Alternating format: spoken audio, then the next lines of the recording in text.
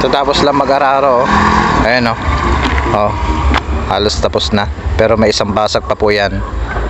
Maaaring bukas or sa makalawa. Hanggang 3 days pa yan pwede nang tamnan.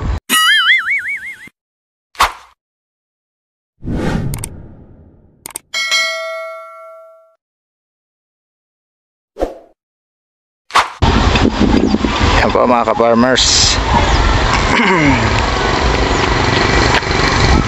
Preparing for second crop, dry season mga ka-farmers. Oh.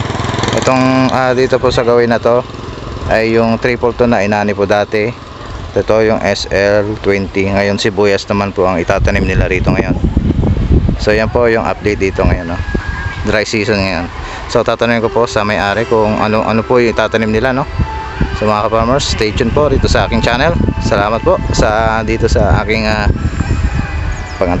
pag-standby dito sa aming lugar dito sa Nueva Ecija, no? Salamat po.